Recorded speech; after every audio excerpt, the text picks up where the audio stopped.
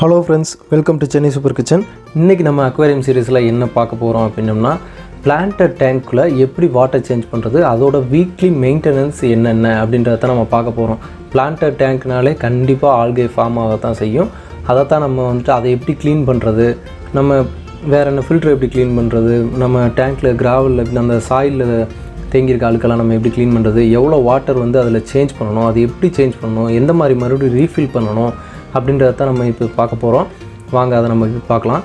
இப்போ தான் நீங்கள் இந்த வீடியோவை முதல்ல பார்க்குறீங்க, ஃபஸ்ட் டைம் இப்போ தான் நீங்கள் இந்த சேனலுக்குள்ளே வர்றீங்க அப்படின்னம்னா கண்டிப்பாக நம்ம சேனலை வந்துட்டு சப்ஸ்கிரைப் பண்ணி மறக்காமல் பெல் பட்டனை கிளிக் பண்ணுங்கள். அப்போ தான் அடுத்து வரக்கூடிய வீடியோக்களும் உங்களுக்கு தெரியும். அதே மாதிரி இந்த வீடியோ உங்களுக்கு பிடிச்சிருந்துச்சு அப்படின்ற பட்சத்தில் இந்த வீடியோ நீங்கள் ஷேர் பண்ணியும் விடலாம்.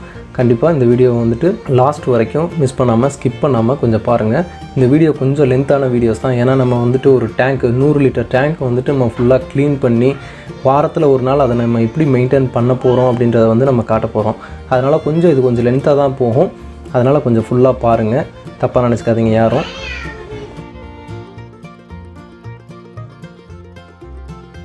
ஓகே ஃப்ரெண்ட்ஸ், இப்போ நம்ம பிளான்டட் அக்வாரியம் டேங்க்கில் நம்மளோட டேங்க்கில் என்னென்ன மாதிரி இஷ்யூஸ்லாம் வரும் அப்படின்றத நம்ம பார்க்க போகிறோம்.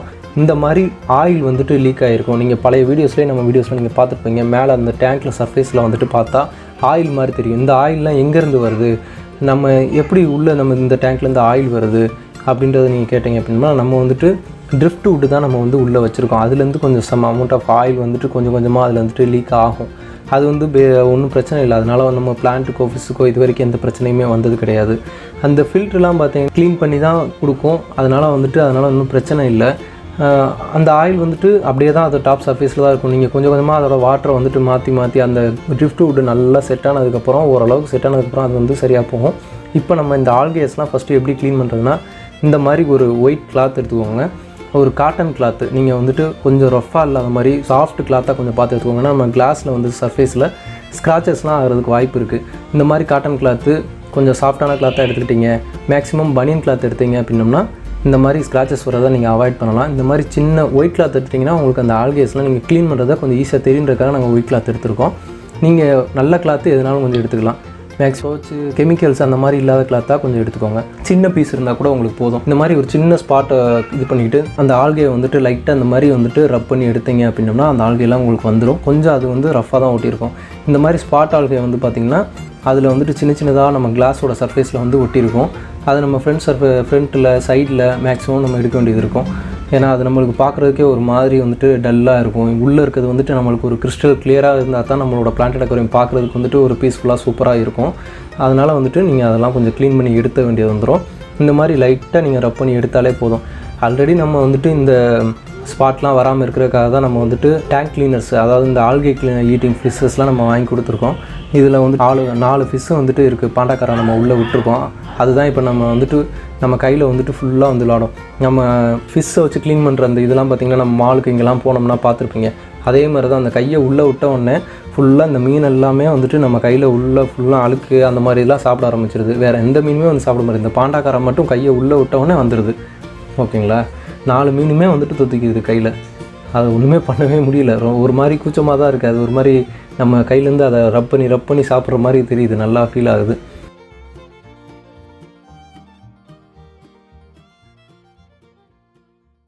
இந்த மாதிரி ஒரு சின்ன ஸ்பாட்டெல்லாம் வந்துட்டு நீங்கள் க்ளீன் பண்ணி எடுத்துட்டீங்க அப்படின்னம்னா கொஞ்சம் அழுத்தம் கொடுக்காம, ஏன்னா இது வந்து கிளாஸு, கொஞ்சம் அழுத்தம் கொடுக்காம சும்மா மைல்டாகவே நீங்கள் தேய்ச்சி எடுத்து கொஞ்சம் கொஞ்சமாக தேய்ச்சி எடுத்திங்கனாலே அந்த ஸ்பாட்லாம் வந்துட்டு ஃபுல்லாக ரிமூவ் ஆகிட்டு வந்துடும். ரொம்ப அழுத்தம் கொடுக்குறோம் அப்படின்னு சொல்லிட்டு நம்ம கிளாஸை வந்துட்டு கிராக் பண்ணிடக்கூடாது. அதுக்காக தான் நம்ம அதை சொல்கிறேன்.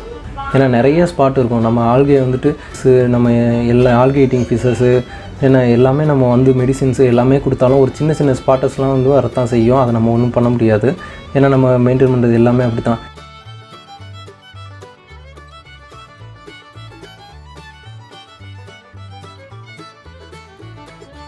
இந்த மாதிரி மண்ணாக வருது பார்த்திங்களா, இதெல்லாமே சாயில், இந்த ஃபிஷ்ஷோட வேஸ்ட்டு எல்லாமே நம்ம வாட்டர் சர்க்குலேட் ஆகும்போது இந்த கிளாஸில் வந்து ஒட்டிக்கிறோம். எப்படி மேலெலாம் அந்த சாயில் போச்சு, எப்படி அந்த மேலெலாம் அந்த ஒரு மண் மாதிரி அழுக்கெல்லாம் வந்து மேலே எப்படி வந்து படிக்குதுன்னா நம்ம வந்து வாட்டர் சர்க்குலேட் ஆகி தான் இருக்குது. இந்த பக்கம் ஒரு சின்ன ஒரு ஃபில்டர், இன்டர்னல் ஃபில்டர் வச்சுருக்கோம். மேலே ஒரு வந்துட்டு hanging filter, right side left side 2 side வச்சுருக்கோம். ஏன்னா வாட்டர் வந்து சர்க்குலேட் ஆகி ஃபில்டர் ஆகணும் அப்படின்றதுக்காக வந்துட்டு 2 ஃபில்டரும் 2 சைடும் லெஃப்ட் சைடு ரைட் சைடு வச்சுருக்கோம். அப்படின்ற பட்சத்தில் அந்த வாட்டர் சர்க்குலேட் ஆகும்போது இந்த மண், இந்த அழுக்கு எல்லாமே சர்க்குலேட் ஆகி அப்படியே வந்துட்டு அந்த கண்ணாடியில் வந்து படிய தான் செய்யும். இந்த மாதிரி ஒயிட் கிளாத்தை வச்சு நம்ம வந்து அதை தேய்ச்சி எடுக்கும்போது நல்லாவே அது தெரியும், நம்மளுக்கு க்ளீன் பண்ணுறதும் தெரியும், நம்மளோட கிளாஸும் வந்து கிளியராக தெரியறதும் நம்மளுக்கு வந்து தெரியும்.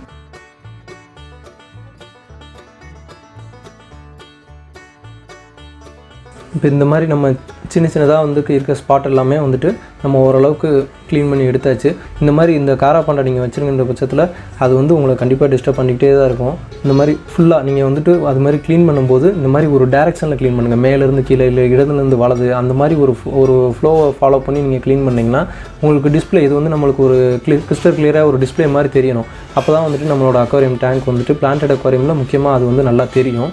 இப்போ ஒயிட் துணி நம்ம யூஸ் பண்ணது காரணமே அந்த மண் உங்களுக்கு வர்றது வந்து தெரியணும் அப்படின்றதுக்காக தான். இப்போ நம்ம கீழேருந்து மேலே தான் அப்படி தான் க்ளீன் பண்ணிட்டு போகிறோம். நீங்கள் மாற்றி ஃப்ளோவை மாற்றிக்கிட்டே இருந்தீங்க, இல்லை ஒரு மாதிரி வைப்பர் மாதிரி க்ளீன் பண்ணுறீங்க அப்படின்ற பட்சத்தில் அது ஒரு மாதிரி அசிங்கமாக தெரியும், உங்களுக்கு பார்த்தாலே நல்லா தெரியும்.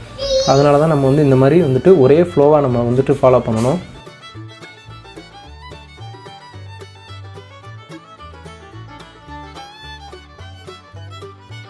மாதிரி ஃபுல்லாக வந்துட்டு க்ளீன் பண்ணி எடுத்துக்கோங்க. க்ளீன் பண்ணி எடுத்துகிட்டு அப்பப்போ இந்த கிளாத் வாஷ் பண்ணி அதை வந்துட்டு நீங்கள் யூஸ் பண்ணுங்கள். ஃபஸ்ட்டு வந்துட்டு நம்ம தண்ணி சேஞ்ச் பண்ணுறதுக்கு முன்னாடியே வந்துட்டு இதெல்லாமே க்ளீன் பண்ணி எடுத்துடணுங்க. ஏன்னா வந்துட்டு நம்ம ஃபுல்லாக இந்த மாதிரி க்ளீன் பண்ணதுக்கப்புறம் நீங்கள் வாட்டர்லாம் சேஞ்ச் பண்ணிட்டு க்ளீன் பண்ணிங்கன்னா மறுபடியும் வந்துட்டு அந்த டஸ்ட் எல்லாமே வந்துட்டு தண்ணியில் வந்து படியும்.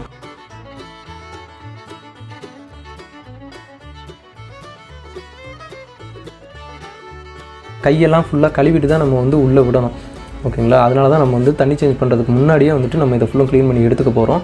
இப்போ நீங்கள் கையெல்லாம் உள்ளே விட்றீங்க அப்படின்னம்னா முழங்கை வரைக்கும் நல்லா வந்துட்டு ஃப்ரெஷ் வாட்டரில் கழுவுங்க. நீங்கள் வந்துட்டு சோப்போ இல்லை வந்துட்டு சானிடைசர் வந்துட்டு இல்லை சோப் ஆயில் அந்த மாதிரி ஏதாவது போட்டுட்டு நீங்கள் ஹேண்ட் வாஷ் போட்டு கழுவிட்டு உள்ளே விட்டிங்கன்னா அது எல்லாமே கெமிக்கல்ஸ் தான். நம்மளோட ஃபிஷ்ஷோட லைஃபையும் வந்து பிளான்ட்டோட லைஃபையும் அந்த கெமிக்கல் வந்து பாதிக்கிறதுக்கான வாய்ப்பு இருக்குது. அதனால் வந்துட்டு நீங்கள் ஃப்ரெஷ் வாட்டரில் நார்மலாக கையை கழுவிட்டு முழங்கை வரைக்கும் கழுவிக்கிட்டு வேர்வை அந்த மாதிரி எதுவுமே இல்லாமல் இன்னும் நீங்கள் உள்ளே விட்டுக்கு க்ளீன் பண்ணாலே போதும். இப்போ நம்ம இந்த ஓரத்துலேருந்து மூளை முடுக்க எல்லா இடத்துலையுமே நம்ம வந்துட்டு இந்த ஒயிட் கிளாத்தை வச்சு ஃபுல்லாகவே நம்ம க்ளீன் பண்ணி எடுத்துக்கிறோம்.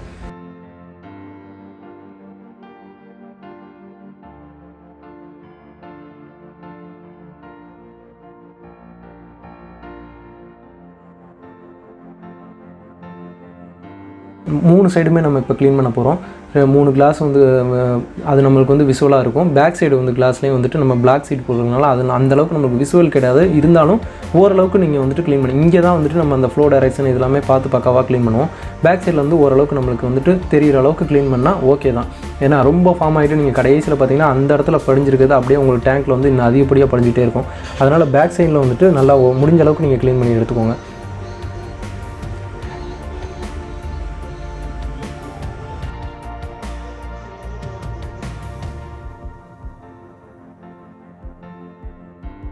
இப்போ இந்த மாதிரி சைட்லையும் பாருங்களேன் எவ்வளோ அழுக்கு படிஞ்சிருக்கு பாருங்கள்.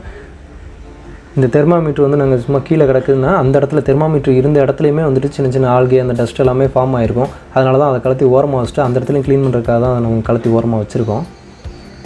இப்போ நம்ம இந்த மோட்ரு வந்துட்டு ஃபிட் பண்ண ஃபில்ட்ரு வச்சுருக்கோம் இல்லையா, ஹேங்கிங் ஃபில்ட்ரு. இந்த ஹேங்கிங் ஃபில்ட்ரு வந்துட்டு இந்த கெப்பாசிட்டிக்கு வந்துட்டு போதுமானதாக இருக்காது. ஒரு நண்பர் வேறு ஆல்ரெடி வந்து கமெண்ட்டில் கேட்டிருந்தார், இந்த கெப்பாசிட்டி வந்து உங்களுக்கு போதுமா அப்படின்னு சொல்லிட்டு. போதாதான், அடுத்த வீடியோஸில் உங்களுக்கு அப்டேட் பண்ணுறேன் பாருங்கள்.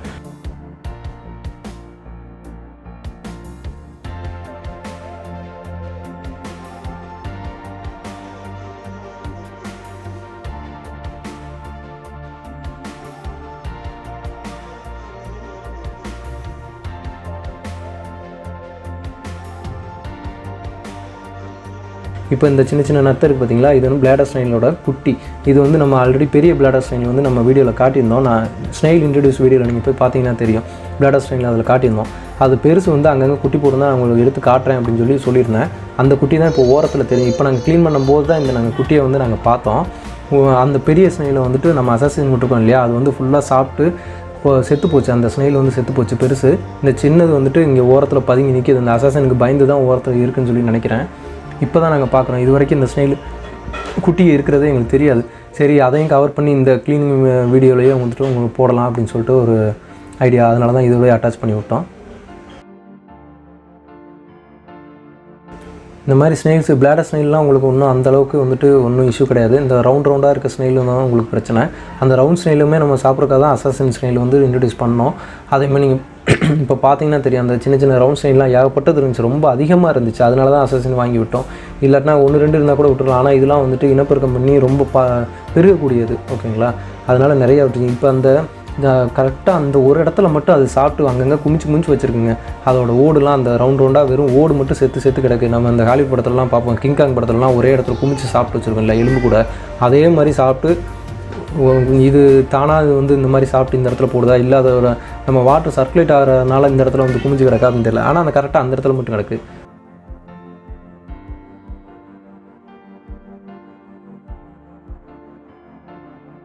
அடுத்து நம்ம பார்க்க போகிறது ஹேர் ஆல்கே வந்துட்டு மேக்ஸிமம் வந்துட்டு அந்த ட்ரிஃப்ட் வுட்டில் வந்து வளரக்கூடியது.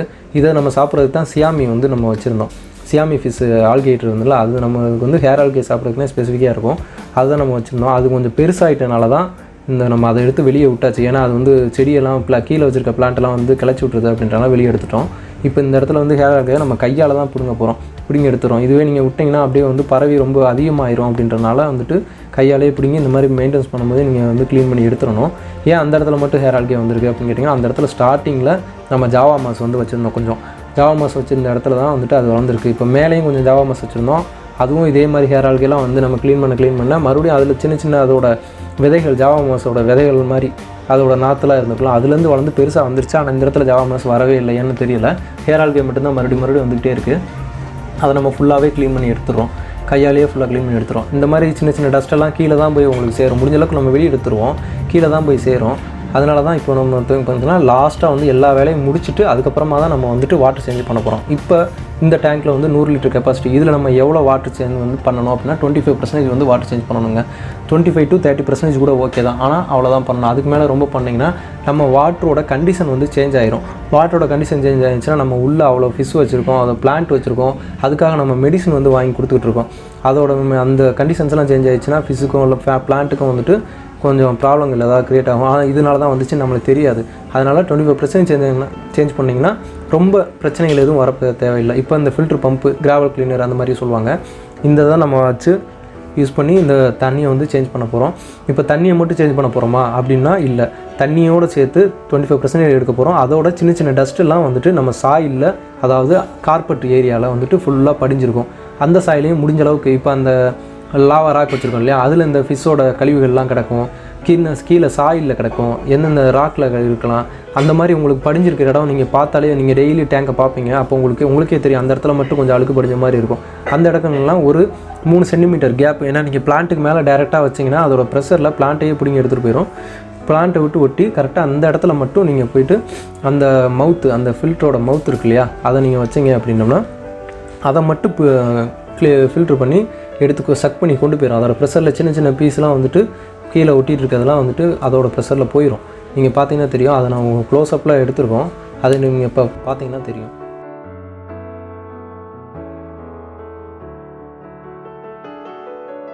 இப்போ அந்த இடத்துல தான் நம்மளுக்கு நிறையா வந்துட்டு டஸ்ட்டு வந்து கலெக்ட் ஆகிருந்துச்சு. அந்த ஓடு, அந்த சின்ன பிசுறு, நம்ம இப்போ மேலே ஹேர் ஆல்கே போட்டதெல்லாம் அந்த மாதிரி சின்ன இதெல்லாம் அங்கே தான் கிடக்கு. இப்போ இதெல்லாம் அந்த துணியோட பிசுறாக இருக்குன்னு நினைக்கிறேன். வெள்ளையாக இருக்கா துணியோட பிசுறு அந்த இடத்துல கிடக்கு. அதெல்லாம் அந்த சின்ன அழுக்கெல்லாம் தங்கியிருக்கு கீழே, உங்களுக்கு பார்த்தாலே தெரியுது. அது ஃபுல்லாக உள்ளே அப்படியே சக் பண்ணி எடுத்துரும். இந்த மாதிரி நம்ம கொஞ்சம் கொஞ்சமாக சின்ன இடங்கள்ல அப்படியே நீங்கள் கொஞ்சம் எடுத்துகிட்டு போனீங்கன்னா கொஞ்சமாக மூவ் பண்ணிட்டு போங்க. இந்த மாதிரி ஒரு 2 சென்டிமீட்டராவது கேப் வச்சுக்கோங்க. பிளான்ட்டை ஒட்டி வைக்காதீங்க, சாயில் மேலே மட்டும் வைங்க, க்ளீன் பண்ணி எடுத்துரும் ஃபுல்லாகவே. இந்த மாதிரி ஒரு 25% மட்டும் எடுங்க. கீழே அழுக்கு எடுக்கிறேன் அப்படின்னு சொல்லி ஃபுல்லாக எடுத்துடாதீங்க. 25% மட்டும் எடுத்தால் போதும். ஏன்னா நீங்கள் வெளியே எடுத்த தண்ணி வந்துட்டு அழுக்கு பக்கெட்டில் இதெல்லாம் எடுத்துருப்பீங்க, அதை மறுபடியும் தண்ணியை நம்ம உள்ளே ஊற்ற முடியாது. அதனால் வந்துட்டு அந்த அளவுக்கு மட்டும் எடுங்க.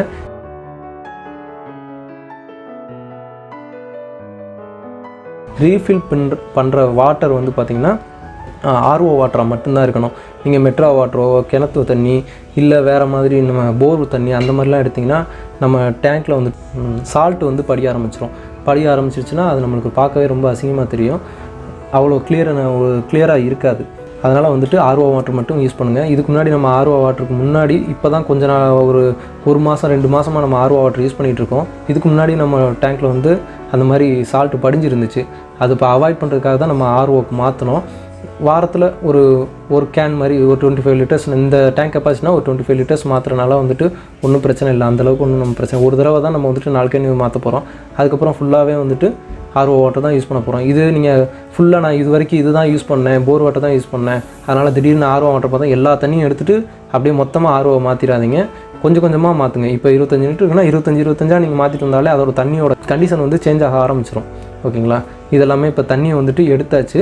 தண்ணி எடுத்ததோடு இருக்கட்டும். அதுக்கப்புறம் நம்ம வந்து ஃபில்டரை க்ளீன் பண்ணணும். வாரத்தில் ஒரு தடவை அந்த ஃபில்டர், ஏன்னா இது வந்து நார்மல் நீங்கள் டேங்க்னால் வந்துட்டு இந்தளவுக்கு வந்துட்டு ஃபில்ட்ரு சேருமா அப்படின்றது வந்துட்டு சந்தேகம் தான். ஆனால் வந்துட்டு பிளான்டட் அக்வேரியமில் வந்துட்டு இந்த மாதிரி அழுக்கு வந்து அதிகமாகவே சேரும். அதில் இருக்க சின்ன சின்ன ஒவ்வொரு ஃபில்டரோட எல்லா பைப்பு, அதோடய ஃபில்டரு எல்லா இடத்தையுமே நம்ம வந்து ஃபுல்லாகவே க்ளீன் பண்ணிடுவோம். அதுக்கப்புறம் இந்த அன்வான்டாக வந்துட்டு பிளான்ட்ஸ் ஏதாவது இந்த மாதிரி புல்லுலாம் வந்துட்டு நம்மளுக்கு இந்த புல் நம்ம வச்சுருக்க அந்த பெரிய பேக்ரவுண்டில் பெரிய புல்லாக வச்சுருக்கோம் இல்லையா, அதெல்லாம் வந்து பரவக்கூடியது. ஃபுல்லாக டேங்க் ஃபுல்லாக பெருசாக வளர்ந்துடும். அதெல்லாம் நம்ம பேக்ரவுண்டில் மட்டும்தான் இருக்கணும். இந்த மாதிரி அன்வான்டாக ஏதாவது பிளான்ட்ஸ் வந்து நம்ம வளர்ந்துருக்கு, இல்லை ரூட் ஏதாவது போகுது அப்படின்ற பட்சத்தில் அதெல்லாம் நம்ம ட்ரிம் பண்ணி எடுத்துக்கணும். இந்த மாதிரி இதெல்லாம் நம்ம ஏன்னா தண்ணியை குறைச்சிடும் இல்லையா, இப்போ நம்ம அதை வந்து ட்ரிம் பண்ணுறது வந்துட்டு நம்மளுக்கு ரொம்ப ஈஸியாக தான் இருக்கும். ஒன்றும் அந்தளவுக்கு பெரிய கஷ்டம் இல்லை.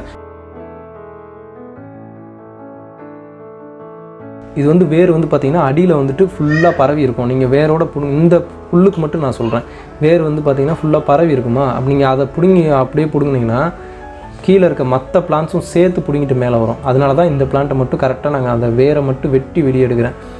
ஓகேங்களா? இது நீங்கள் அப்படியே பிடுங்கினீங்கன்னா பக்கத்தில் இருக்க எல்லா பிளான்ட்டுமே வந்துடும். கரெக்டாக அதோட வேரை மட்டும் வெட்டி நம்ம வெளியே எடுக்கிறோம். பார்த்திங்கன்னா தெரியும் ஃபுல்லாக எவ்வளோ லென்த்தாக அதோட அடிவேர் ஃபுல்லாக படர்ந்துருக்கும். அதனால் இதை மட்டும் ட்ரிம் பண்ணி எடுத்துக்கிறோம். இந்த இதை க்ளீன் பண்ணுறதுக்கே நம்மக்கிட்ட தனியாக சிசர்லாம் வந்து இருக்குது. ஆனால் இப்போ நம்மக்கிட்ட இல்லை, கடையில் இருக்குது, அடுத்து வாங்கணும். அதனால தான் வீட்டில் இருக்க சிசரை தற்சமயத்துக்கு அதை யூஸ் பண்ணிக்கலாம் அப்படின்னு சொல்லிட்டு அதை யூஸ் பண்ணிகிட்டு இருக்கோம். நீங்கள் கேட்டிங்கன்னா அது மாதிரி லென்த்தாக நம்ம ஸ்க்யூசர் வச்சுருக்கோம் இல்லையா, அது மாதிரியே பெரிய சிசர்லாம் வந்து வச்சுருப்பாங்க. அது மாதிரி நீங்கள் கூட வாங்கிக்கலாம். ஸ்டெயின்லெஸ் ஸ்டீல்லே இருக்குது. இப்போதைக்கு வீட்டில் இருக்க சிசரை யூஸ் பண்ணிக்கிறோம். இந்த பிளான்ட் வந்து பார்த்திங்கன்னா ரொம்ப நாளாகவே நம்மக்கிட்ட இது வளரவே இல்லை, என்னன்னே தெரியலை. ஒரு மாதிரி வந்துட்டு அதில் ஆல்கேவும் அதிகமாக ஃபார்ம் ஆக ஆரம்பிச்சிருச்சு ஸ்டார்டிங்லேருந்து. ஆனால் வாங்கி வைக்கிற புதுசில் வந்து சூப்பராக இருந்துச்சு. ஆனால் போக போக அதோட இது வந்து வளர்ச்சி இல்லை, ரொம்ப ஆல்கே ஃபார்ம் ஆரம்பிச்சிச்சு. அதனால் வந்துட்டு அந்த பிளான்ட்டை நம்ம வெளியே எடுத்துகிட்டு அந்த இடத்துல கொஞ்சம் ரீஅரேஞ்ச் பண்ணுறோம். இந்த மாதிரி வேலையெல்லாம் நீங்கள் வாரம் வாரம் வந்துட்டு பார்த்தா தான் அதோட வந்து நம்மளோட கண்டிஷன் எப்படி இருக்குன்னு நல்லாவே தெரியும் உங்களுக்கு. இப்போ ஃபில்டரை நம்ம க்ளீன் பண்ணியாச்சு, ஃபுல்லாகவே க்ளீன் பண்ணி மாற்றியாச்சு. இப்போ நம்மக்கிட்ட அந்த ஃபில்ட்ரு பேட் இருக்குது பார்த்தீங்களா, அதை வந்து நம்ம வந்து மாற்றணும். இன்னும் மாற்றாமல் தான் வச்சுருக்கோம். கடையில் அதோட ஸ்பேர் வந்து தனியாகவே கிடைக்க மாற்றணும். இந்த வாரம் வந்து குளத்தூர் போகலான்னு பிளான் பண்ணியிருக்கு. போகும்போது சரி அந்த பேரை வாங்கிட்டு வந்து மாற்றிடலாம். இப்போ இந்த வாட்டர் வந்து எப்படி ரீஃபில் பண்ண போகிறோம், ஓகேங்களா? ரீஃபில் பண்ணுறது எப்படி அப்படின்னா, எந்த பிளான்ட்டையுமே நம்ம டிஸ்டர்ப் பண்ணக்கூடாது, வாட்டரை டிஸ்டர்ப் பண்ணக்கூடாது, பிளான்ட்டை டிஸ்டர்ப் பண்ணக்கூடாதுன்னா இந்த மாதிரி ஒரு பிளாஸ்டிக் பிளேட் மாதிரி ஏதாவது எடுத்துக்கோங்க. நம்ம ஸ்வீட் பாக்ஸோட பிளேட்டு தான் இது வந்து. நீங்கள் ஏன் பிளாஸ்டிக் வச்சுருவோன்னா, நீங்கள் வேறு ஏதாவது அலுமினிய தட்டோ சில்வர் தட்டோ வச்சிங்கன்னா மூழ்கிறதுக்கும் வாய்ப்பு இருக்குது. இந்த மாதிரி வச்சிங்கன்னா வந்துட்டு வெயிட் இருக்காது. தண்ணியை நீங்கள் டேரெக்டாக அதில் ஊற்றாமல் வாட்டர் சர்ஃபேஸில் ஊற்றாமல் இந்த பிளேட்டோட சர்ஃபேஸில் ஊற்றும் போது அது வந்து கரெக்டாக இந்த இதில் தான் வரும். ஓகேங்களா? அதே மாதிரி வாட்டரோட டிடிஎஸ் லெவல் வந்துட்டு சேமாக தான் இருக்கணும். மாதிரி இருக்கக்கூடாது. ஆர்ஓ வாட்டருங்கும் போது சேமாக தான் உங்களுக்கு இருக்கும். அதனால் டிடிஎஸ் லெவல் மேக்ஸிமம் மாறாது. இப்போ இந்த வாட்டர் வந்துட்டு கரெக்டாக அந்த பிளேட்டில் மட்டும் பண்ணி அப்படியே டேங்க் ஃபுல்லாகவே நம்மளுக்கு டிஸ்ட்ரிபியூட் ஆகிரும். பாட்டத்துக்கு போயிட்டு சாயிலையோ இல்லை பிளான்ட்டையோ எதையுமே நம்மளுக்கு டிஸ்டர்ப் பண்ணாது. அதனால தான் இந்த பிளாஸ்டிக் யூஸ் பண்ணுறோம். டிடிஎஸ் லெவலையும் நீங்கள் கரெக்டாக பார்த்துக்கோங்க. நீங்கள் எவ்வளோ தண்ணி எடுத்தீங்களோ அந்த அளவு நீங்கள் மாற்றினா போதும். அதிகபட்சமாக ஊற்றணும்னு அவசியம் இல்லை. டேங்கோட ஃபுல் கெப்பாசிட்டி வந்துட்டு நம்மளுக்கு ஒரு 1.5 இன்ச் 2 இன்ச்சு தான் நம்ம கேப் விட்ருப்போம். மற்றபடி எல்லாமே ஃபுல்லாக இது பண்ணிடுவோம். இப்போ எல்லாமே நம்ம இது க்ளீன் பண்ணி முடிச்சதுக்கப்புறம் இந்த ஃபேன் வச்சுருக்கோம் இல்லையா, கூலிங் ஃபேனு, அதையும் நம்ம க்ளீன் பண்ணிடுவோம். அவ்வளோதான், வேறு ஒன்றும் அந்தளவுக்கு நம்ம ஒன்றும் இல்லை. சைடில் ஒரு ஃபில்ட்ரு இருக்குது, அதையும் நம்ம க்ளீன் பண்ணி எடுத்தால் அதுலேயும் டஸ்ட்டு கலெக்ட் ஆகிருக்கும். அதை நம்ம க்ளீன் பண்ணி எடுத்துகிட்டு CO2 வந்துட்டு கொஞ்சம், ஏன்னா நம்ம இப்போ வாட்டர் சேஞ்ச் பண்ணியிருக்கோம் இல்லையா, கொஞ்சம் CO2 தேவைப்படும். அதனால் கொஞ்சம் அதிகமாக வச்சுட்டு நம்ம இப்போ கொஞ்சம் நேரம் ஓட விடுவோம். அதுக்கப்புறம் நார்மல் கண்டிஷன் போட்டு லைட்டாக ஃபுல்லும் போட்டுருவோம். ஏன்னா நீங்கள் இது க்ளீன் பண்ணுறதுக்கே ஒரு 1 hour ப்ராசஸ் ஆயிரும். ஏன்னா அதனால் நீங்கள் லைட்டிங் வந்து 4 hours தான் போட போகிறோம். அது எவ்வளோ டைம் வச்சுருக்கோம் அப்படின்றத கணக்கு வந்து நீங்கள் வச்சுக்கோங்க. ரொம்ப அதிகமாக போட்டிங்கன்னா வாட்டரில் வந்து மறுபடியும் நம்ம டேங்க் ஃபுல்லாக வந்து ஆல்கே ஃபார்ம் ஆயிரும். அதனால் வாரத்தில் டெய்லி 4 மணி நேரம் வந்து லைட் போட்டால் போதும். அந்த கணக்கு வச்சுக்கோங்க. லைட் போடுற நேரம் மட்டும் CO2 விட்டால் போதும். ஓகேங்களா? இப்போ இதுதான் வந்துட்டு பிளான்டட் அக்வேரியம் வந்துட்டு வீக்லி மெயின்டெனன்ஸ் எப்படி பண்ணுறது அப்படின்ற வீடியோ. இந்த வீடியோ உங்களுக்கு ரொம்ப பிடிச்சிருக்கும் அப்படின்றத நம்புகிறேன். இன்ட்ரெஸ்டிங்காகவும் இருந்திருக்கும். ஏதாவது குறைகள் இல்லை ஏதாவது மிஸ்டேக்ஸ் அந்த மாதிரி ஏதாவது இருந்துச்சுன்னா கமெண்ட்டில் வந்து கண்டிப்பாக சொல்லுங்கள். ஏதாவது மாற்றிக்கணும், பேசுகிறதுல ஏதாவது மாற்றணும் அப்படின்னாலும் உங்களுக்கு பிடிக்காது எல்லாத்தையுமே கமெண்ட்டில் சொல்லுங்கள். கண்டிப்பாக வந்து எதிர்பார்க்குறேன். ஓகே ஃப்ரெண்ட்ஸு, இந்த வீடியோ வந்து உங்களுக்கு பிடிச்சிருந்துச்சுன்னா லைக் பண்ணி ஷேர் பண்ணுங்கள். புதுசாக பார்க்குறீங்கன்னா கண்டிப்பாக நம்ம வீடியோ வந்து சப்ஸ்கிரைப் பண்ணி பெல் பட்டனையும் கிளிக் பண்ணிடுங்க. ரொம்ப நன்றி. இன்னொரு இன்ட்ரெஸ்டிங்கான வீடியோவில் வந்து அடுத்து உங்களை வந்து சந்திக்கிறேன். Thank you friends.